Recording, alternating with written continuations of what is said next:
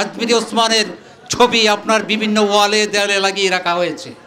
তার মানে কি আজমিরি ওসমান ভীত, সন্ত্রস্ত, কবে তাকে গ্রেপ্তার করবে এই ভয়ে আছে।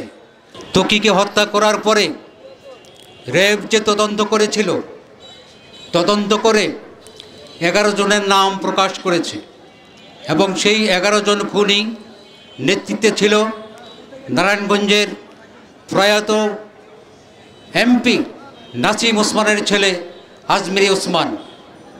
আজমিরি ওসমানের নেতৃত্বে আমার সন্তান তানবীর মোহাম্মদ ত্বকীকে হত্যা করা হয়েছিল। র্যাব তদন্ত করে যে প্রতিবেদন প্রকাশ করেছিল, এই প্রতিবেদন এখন ধামাচাপা দিয়ে রাখা হয়েছে।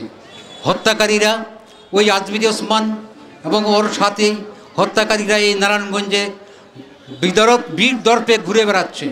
এই নারায়ণগঞ্জের সর্বত্র আপনারা যেদিকে যাবেন সেদিকেই দেখবেন ওই প্রধান হত্যাকারী আজমিরি ওসমানের ছবি আপনার বিভিন্ন ওয়ালে দেয়ালে লাগিয়ে রাখা হয়েছে। তার মানে কি এই খুনি হত্যাকারী আজমিরি ওসমান ভীত, সন্ত্রস্ত, কবে তাকে গ্রেপ্তার করবে এই ভয়ে আছে। আমরা প্রতিটা সভাতেই দাবি জানিয়ে আসছি, এই খুনিকে গ্রেপ্তার করে তাকে যদি আইনের আশ্রয় না হয় তাহলে সব কিছু আপনার প্রকাশ পাবে। এই বক্তব্য আমরা সব সময় প্রতিটি সভায় বলে আসছি। কিন্তু দুর্ভাগ্য, প্রধানমন্ত্রীকে বলবো, ক্ষমতা চিরদিন কেউ থাকতে পারে না। আপনার কাছে আজকেও নিবেদন করছি, আপনি বলেছিলেন যে এই সন্তান তো আমাদের রাজনৈতিক পরিবারের সন্তান, তাহলে আপনি বিচার করছেন না কেন? আপনি আবার খুনি আজমিরি ওসমানকে আপনি আবার পাহারা দিয়ে রাখছেন। কতদিন পাহারা দিয়ে রাখবেন?